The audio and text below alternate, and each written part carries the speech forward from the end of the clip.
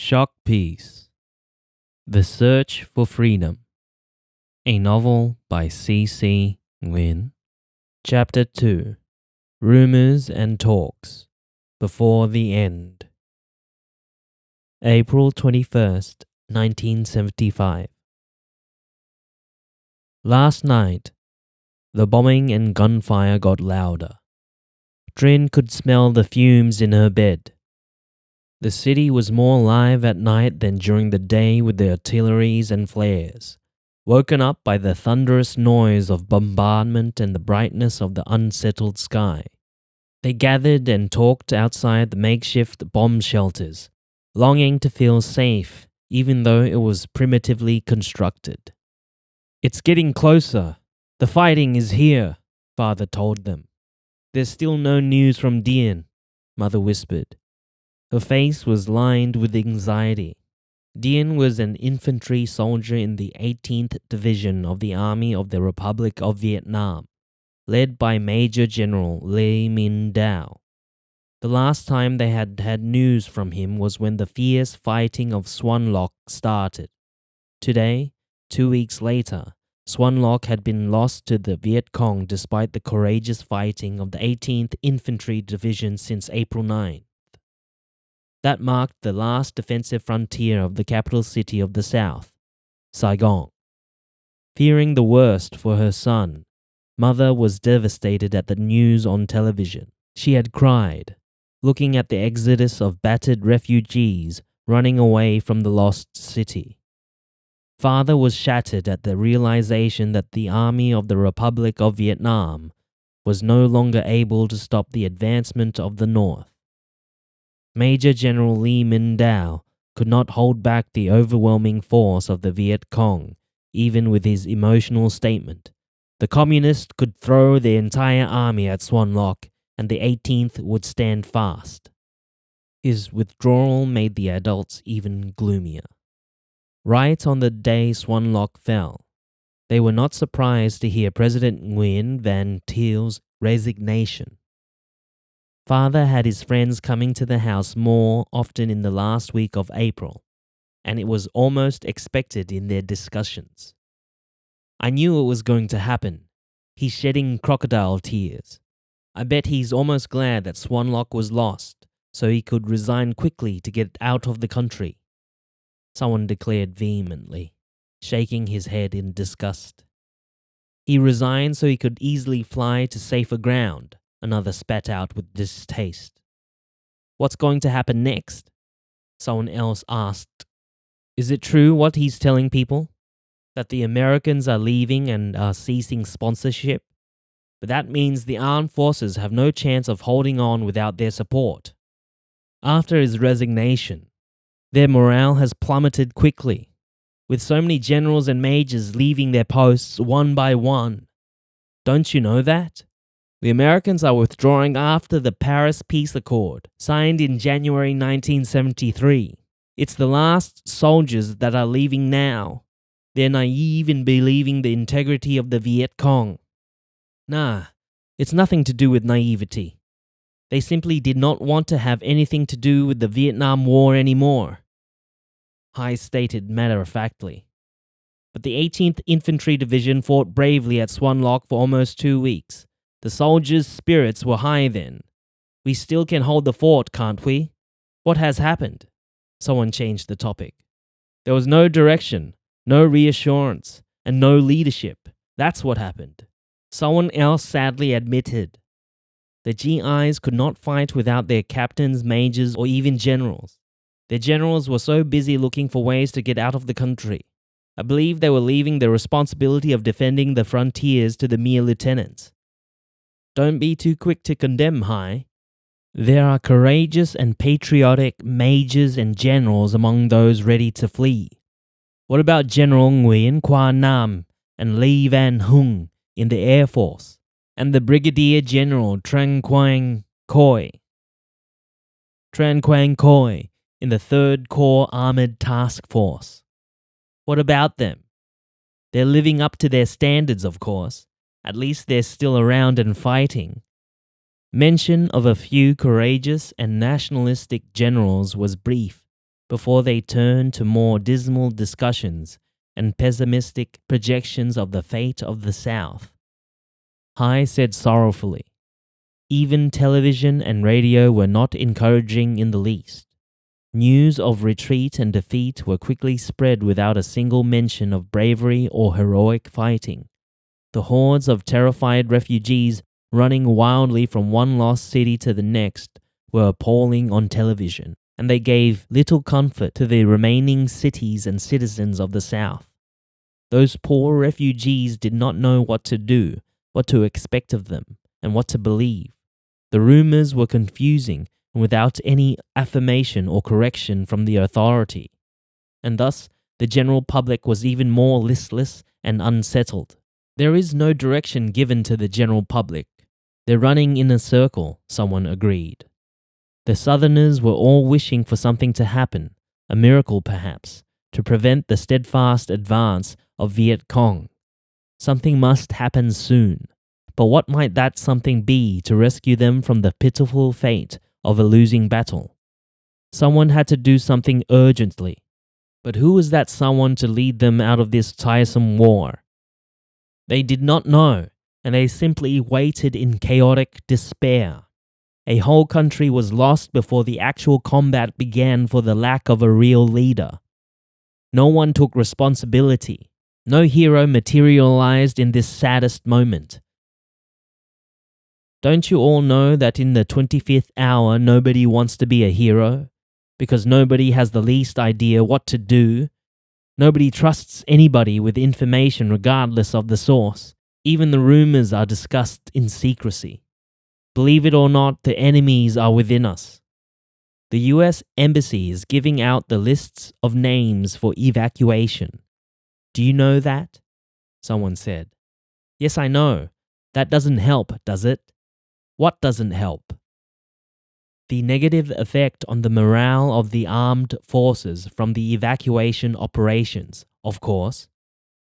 Don't you see that since March, pessimism is only made worse by the evacuation operations from the US Embassy? It's an act that seems helpful and humane from their point of view, but in reality, it has destroyed the spirit of all the Southerners. They are lifting Vietnamese civilians among their citizens. Now everyone wants to be safe, to get away from this war zone, to arrive at a peaceful destination. Now no one wants to fight anymore. Why fight if you are the only one left standing? Why fight if they see a hope of leaving all this horror behind? Who can blame them? Hai sighed heavily. Yeah, a pity. Now many of them just want to return home to take care of their families and be rescued by the US Embassy. Being safe and away from the danger zone suddenly becomes the priority rather than the urgency of defending the last frontiers of the South. Jealousy has started to show itself between the top-notch leaders and government officials in getting clearance to be in the evacuation lists. Do you know that as well? What a shame. I bet some are even waiting for the war to end quickly to be able to get out of the country without feeling guilty of deserting their units. I know some information was leaked out from among the US Embassy employees even though they thought it was a secret. What information, Hai? The signal for total evacuation will be the moment they start broadcasting the song White Christmas on the radio. Hai seemed to know many strong rumors, and he continued. It's Operation Frequent Wind. Many know that hearing that song on the radio will be the warning of defeat. The war is practically over then. No help will ever arrive. Faint chance of anything like that. Run for your life if you hear that song. Believe me. South Vietnam is doomed, my dear friends. Someone else agreed gloomily, tears brimming in his eyes. The ease of capture of many cities of the South by the North Vietnamese army was even a surprise to them. They had taken one city after another without much effort. Their advance was faster than they thought possible, and they seemed amazed at their victories. Many armed forces units just dropped their weapons. and surrendered readily without putting up a fight. Meanwhile, rumors about staying put or getting out of the country continued spreading from one general to the next. Vice President Nguyen Cao is going to stay back to the last minute, I'm sure. Who said so? There was an announcement from his office. He's going to lead the Air Force to strike against the Viet Cong. Bullshit.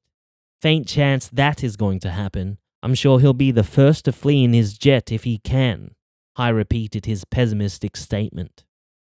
General Nguyen Van Thuan is leading the battle to defend Saigon. He's not going to be beaten easily.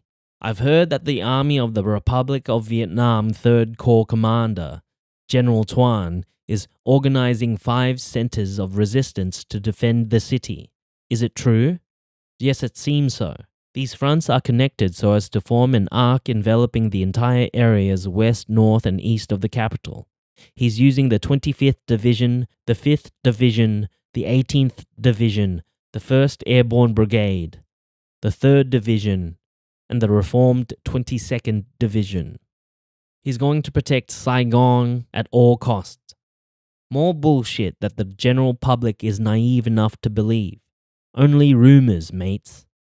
It seemed that the prolonged war had tired every soul.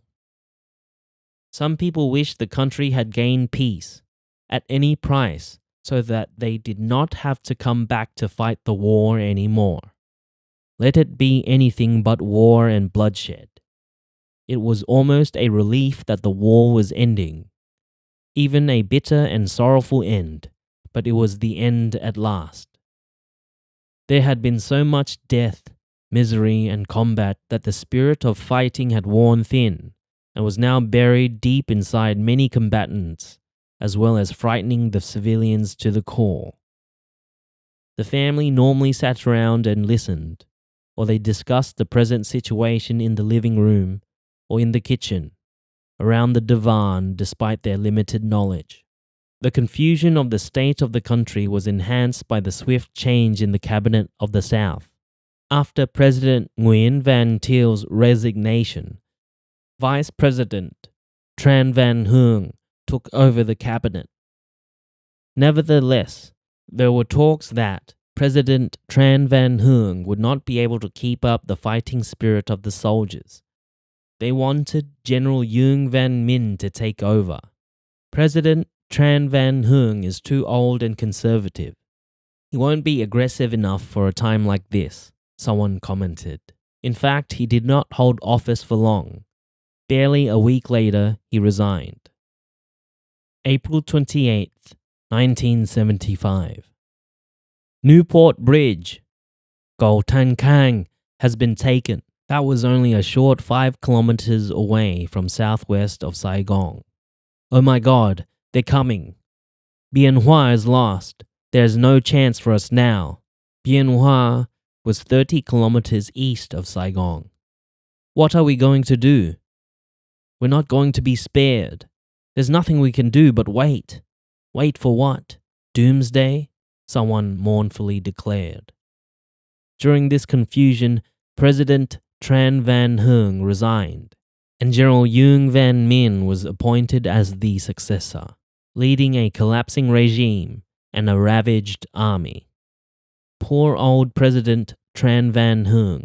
They should not drag him into this damn war in these last few days like this. General Nguyen Van Minh is holding a disintegrating cabinet. It's not helping anything at all. He's too lenient. He's not going to fight. They only hope that he can negotiate with the Viet Cong through his friendly connections with them in the past. Fuck it if the Viet Cong is going to have anything to do with him. Yeah, don't be naive. Why should they negotiate? We're losing anyhow. But he might persuade them to form a neutral government. Bullshit. General Thuan has fled Saigon already. He told everyone that most of the troops have lost their leaders as many have accepted defeat. See, I guessed that already, someone said triumphantly, as if losing the battle was quite a happy conclusion for him. During these last few days of April, a humanitarian mission called Operation Baby Lift was conducted. bringing thousands of abandoned orphans to many places around the world. As many as 300 tiny babies in shoeboxes arrived in Australia. This was also an unforgettable image that the Vietnam War had left to the world. "We're losing ground to the Viet Cong," Father sadly concluded. "The South has shrunk, and the president has lost interest in holding the country against the invasion. General Nguyen Van Minh will not fight, I'm sure. It's not going to be long." Father had said less and less the last few days. The family could not sleep or eat much, with all the disturbance and rumors, but they were sure that they were going to stay put. Father was indifferent to the commotion around them. There were large crowds in front of the US Embassy for almost 24 hours every day. Helicopters whirled around the air relentlessly. In the end, the prevailing image that Saigon had left to the whole world was just that. Helicopters and masses of refugees hanging on to the flying machines on rooftops. They were just so desperate to get out of the country. The 21 years of war was just abandonment and chaos in the conclusion. "It's madness. The whole country is leaving." Father shook his head in disbelief. April 29th, 1975. Boom! Boom! Boom! The whole house was awake again. A total 24-hour curfew had already been imposed 2 days ago. Rockets and heavy artillery continued to hit Saigon. Tan Son Nhut Airport has been bombed, Father declared sadly. His eyes were dull. The chaos continued to escalate even with the reinforced curfew. American radios had been playing Irving Berlin's White Christmas since 11 o'clock this morning. The US Embassy was overwhelmed with crowds. Some desperate women even tossed their babies over the fence in the hope that they would be taken to the promised land, however remote that chance would be. Everyone was staying in the house, sad and fearful of the hours ahead.